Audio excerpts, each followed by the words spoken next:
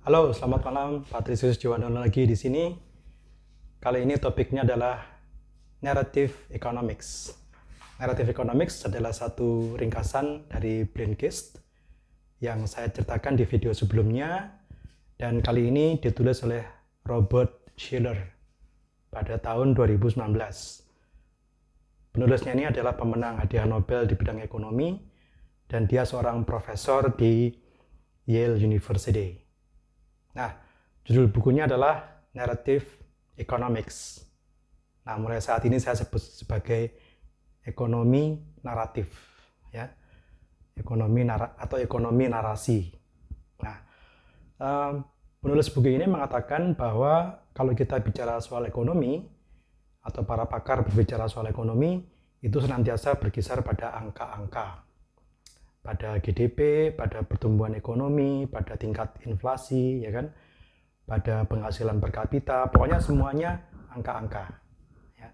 Padahal banyak faktor yang mempengaruhi ekonomi yang bukan cuma angka. Nah, itu yang disebut sebagai narasi. Ya. Narasi di sini dimengertikan sebagai suatu kepercayaan atau suatu keyakinan yang dimiliki atau dipegang oleh sekelompok orang terhadap satu gejala. Ya, narasi itu namanya narasi. Jadi sekelompok orang berpikiran yang sama, berpendapat yang sama, berkeyakinan yang sama tentang satu hal. Itu namanya narasi. Ya. Nah, jadi penggambaran gejala-gejala ekonomi itu sebenarnya tidak cukup lewat angka-angka, tapi juga lewat narasi yang dipunyai oleh para penduduk atau rakyat atau suatu masyarakat di sebuah negara bahkan. Ya, jadi buku ini meyakini bahwa gejala ekonomi juga bisa dilihat dari keyakinan apa atau pendapat apa yang secara kolektif dimiliki oleh suatu bangsa. Dan sedikit banyak ini menentukan naik turunnya ekonomi. Ya, jadi bukan sekedar angka-angka, tapi apa yang ada di benak penduduknya, apa yang ada di benak orang-orang yang menjalankan roda ekonomi sehari-hari, mulai dari usaha kecil sampai konglomerat. Ya. Nah, seorang pakar ekonomi namanya John Maynard Keynes, ya, itu pernah meramal secara tepat bahwa setelah Perang Dunia Pertama, maka Jerman itu akan mengalami satu upaya yang luar biasa untuk memulihkan ekonominya. Ya, dan dia mendasarkan pendapat ini pada narasi orang Jerman pada saat itu. Apa yang dimiliki secara kolektif oleh bangsa Jerman setelah berakhirnya Perang Dunia Pertama. Ya, dan ternyata ramalannya benar. Ya. Nah, salah satu dari pengejawantahan narasi ekonomi atau ekonomi narasi adalah Bitcoin. Tahu ya, Bitcoin itu diciptakan oleh seorang, atau bukan seorang ini sebenarnya, karena sampai saat ini kita nggak pernah tahu yang menciptakan ini seseorang ataukah sekelompok orang. Yang jelas diakui bahwa pencipta Bitcoin itu adalah seorang yang bernama Satoshi Nakamoto. Ya. Dan keberadaannya misterius karena sampai saat ini belum diketahui siapa itu Satoshi Nakamoto yang mencetuskan pertama kali ide tentang Bitcoin. Ya. Nah, melalui Bitcoin ini Satoshi Nakamoto menciptakan satu narasi yang berpandangan ke masa depan, ya, dan kemudian bebas dari pengawasan bank sentral dan pemerintahan-pemerintahan yang konvensional sekarang, dan yang jelas itu sedikit misterius, sedikit dibalut misteri, ya. Sehingga ketika orang mengetahui itu, maka banyak orang yang kemudian tertarik, merasa tertantang untuk mendalami Bitcoin ini. Bahkan tidak segan-segan mengeluarkan banyak sekali uang untuk menambang Bitcoin, ya kan? Ya, karena secara cerdik Satoshi Nakamoto ini bisa menciptakan narasi yang misterius, berpandangan ke masa depan, dan bebas dari pengawasan bank sentral dan pemerintahan konvensional.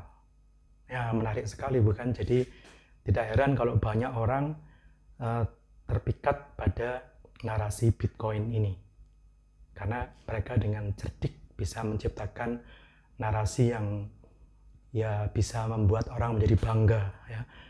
Kalau kita ketemu rekan yang bertekun dalam Bitcoin, waduh, kayaknya udah kayak tokoh dari Matrix itu aja ya, sudah ya, karena dia pantas merasa begitu karena dia dengan menekuni Bitcoin maka dia berpandangan ke depan, punya spirit yang bebas, ya, dan sedikit misterius. Nah, itu kan sesuatu yang sangat menggiurkan ya. Jadi luar biasa ini. Memang pencipta dari Bitcoin ini bisa meramu narasinya sedemikian sehingga ketika orang masuk ke sana maka luar biasa mereka tertarik untuk ikut beramai-ramai menambang Bitcoin. Ya. Nah, penulis buku ini mengatakan bahwa naratif economics itu hampir sama seperti epidemi. Artinya ada contagion rate, ada gejala infeksi, ya, gejala penularan, kemudian ada recovery rate, gejala di mana orang yang sakit dari wabah itu kemudian sembuh, ada juga death rate, tingkat kematian karena penyakit itu. Nah, ini bergerak dalam satu siklus ya, contagion rate, orang saling tular menulari penyakit itu. Kemudian ada yang death rate, ya, death rate-nya bisa melonjak, ya. Kemudian ada juga yang sembuh, recovery rate. Ya. Nah, penulis buku ini percaya bahwa narasi yang dibangun di masyarakat itu hampir sama seperti gejala epidemi. Artinya punya siklus. Ya.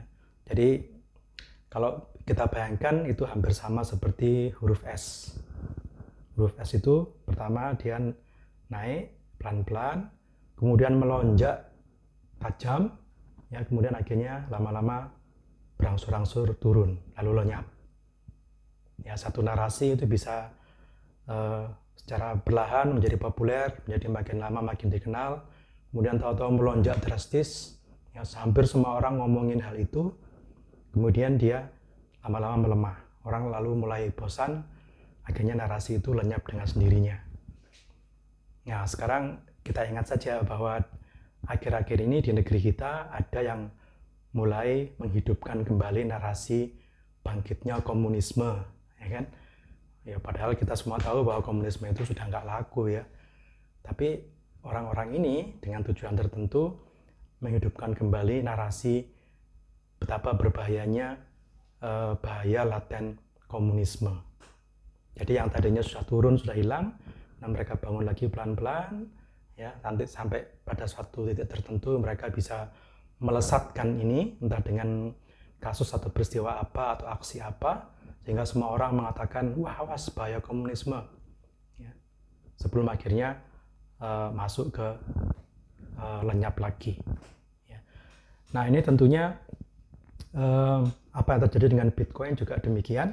Jadi pada tahun 2013 itu Bitcoin itu mulai naik pelan-pelan, mulai makin lama makin populer, makin lama makin banyak orang yang bicara tentang Bitcoin, ya. Kemudian melonjak tajam tahun 2018, hampir semua orang ngomongnya soal Bitcoin, di mana-mana orang menambang Bitcoin, ya. Kemudian setelah tahun 2018 sampai sekarang mulai melemah. Ya, jadi naratif economics itu atau narasi apapun itu bentuknya, apapun itu topiknya senantiasa seperti itu. Jadi seperti huruf S, naik pelan-pelan, melonjak, kemudian turun pelan-pelan, akhirnya lenyap. Ya. Kalau Anda seorang politikus, Anda harus tahu gejala-gejala seperti ini. Anda harus tahu kira-kira narasi itu suatu narasi yang ada di pikiran rakyat itu sudah sampai di mana. Apakah baru lahir ataukah dia baru menanjak pelan-pelan dan sekarang Anda punya kesempatan untuk melesatkannya, atau dia sudah mulai nggak laku, sudah mulai turun. Ya, nah, kalau Anda seorang politikus yang cerdas, yang berpikiran luas, maka Anda tidak sekedar ngomong, tapi juga melihat gejala narasi di masyarakat dan bisa memanipulasinya untuk tujuan Anda. Ya. Oke, kemudian di buku ini juga dikatakan suatu detail yang dramatis itu bisa mengubah narasi di masyarakat. Contohnya ketika serangan di Menara Kembar World Trade Center pada bulan September 2001, ya, menaranya runtuh kan. Nah, semua orang mengatakan, waduh, ekonomi Amerika pasti akan terpuruk, pasti akan resesi. Ya. Jadi sudah diramalkan melalui angka-angka, melalui prediksi segala macam, bahwa ekonomi Amerika pada tahun 2001 itu akan terpuruk setelah serangan di World Trade Center oleh teroris. Nyatanya apa? Ternyata tidak demikian. Ternyata begitu rakyat Amerika tahu detail dari peristiwa serangan itu, dan kemudian ditambah oleh pidato Presiden Bush yang justru mengobarkan semangat rakyatnya untuk bangkit, maka ternyata pada bulan November pada tahun yang sama, resesi yang tadinya diramalkan akan melanda Amerika ternyata mulai berkurang. Presiden Bush pada waktu itu berpidato kepada rakyatnya, dia bilang, jangan takut kepada teror, terbanglah dengan pesawat-pesawat Amerika, dolanlah ke Disneyland, ajaklah teman-temanmu, bergembiralah di sana, ya, penuhilah Disneyland dengan kehadiranmu, pokoknya jangan takut sama teror. Nah, ternyata pidato itu dan juga bayangan rakyat Amerika tentang detail peristiwa teror itu mampu mengubah narasi mereka. Nah, ini di buku ini dinamakan antara narasi yang bikin panik dengan narasi yang bikin confidence, bikin berani, bikin percaya diri. Nah, itu juga sama dengan yang terjadi pada saat pandemi COVID ini. Ketika awal-awal dulu, kami punya grup WA ya di lembaga tempat saya bekerja, itu isinya setiap kali selalu berita-berita yang mengerikan tentang virus. Yang dikatakan virusnya menular dengan cepat, pagi harinya buka lagi ada yang menyebar berita bahwa virusnya itu tahan di permukaan kayu, plastik, kertas bisa sampai berjam-jam. Bahkan kemudian yang bikin lebih merinding lagi, virus itu ternyata bisa menular, bisa terbang, bisa menular melalui udara. Ya. Sedemikian sehingga kita tuh panik. Narasi yang dibangun di benak kita atau benak kami itu adalah narasi yang panik menghadapi serbuan virus ini. Nah, kemudian beberapa dari antara kami sadar kemudian, wah jangan gini, kalau caranya gini kita mati bukannya karena virus tapi mati ketakutan gitu ya. Jadi kemudian mulailah dibentuk narasi yang lebih memperkuat. Jadi misalnya sekarang rekan-rekan tidak lagi memviralkan berita tentang penularan, tapi tentang kesembuhan, tentang perawatan, tentang gaya hidup sehat. Nah, itu secara pelan-pelan kemudian membentuk narasi yang lebih positif, narasi yang lebih berani, narasi yang lebih tegar, narasi yang lebih membuat tabah. Ya, jadi seperti itulah narasi dimainkan bisa membuat menjadi panik, bisa juga membuat menjadi lebih tegar. Sekalipun di masa-masa seperti pandemi COVID-19 ini. Ya. Oke. Jadi studi tentang narasi ini makin dipermudah oleh majunya teknologi informasi dan komunikasi. Ya kan, sekarang bahkan orang seperti saya pun yang dari bidang bahasa dan mungkin rekan-rekan sekalian yang mungkin awam di bidang teknologi informasi komunikasi bisa sebenarnya memperkirakan narasi apa yang sedang berkecamuk di luar sana. Kita tinggal masuk ke Google, lihat Google Trend, ya, apa yang sedang kira-kira banyak dibincangkan oleh orang itu apa. Kalau kita lihat Twitter, itu di situ ada tagar trending topik. Nah, itu juga salah satu petunjuk ke narasi yang sedang berkecamuk di luar sana, yang sedang banyak dibicarakan oleh orang. Ya, jadi demikianlah intisari dari narrative economics yang saya sarikan atau saya ambil dari intisarinya di apps Blinkist.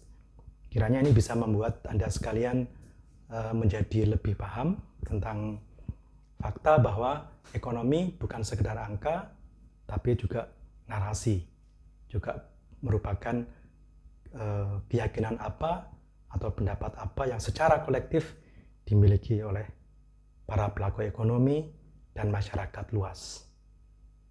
Oke, saya kira sampai sekian. Kiranya bisa menginspirasi, silakan didebatkan, silakan kalau mau mengajukan pertanyaan atau menyanggah pendapat saya atau penulis ini, atau mungkin mengajukan kasus yang bertentangan dengan apa yang saya bicarakan, silahkan tulis di kolom komentar, kita bahas bersama. Dengan demikian kita pinternya bersama-sama ya, cerdasnya bersama-sama. Baik, selamat malam, sampai jumpa lagi di episode mendatang. Goodbye.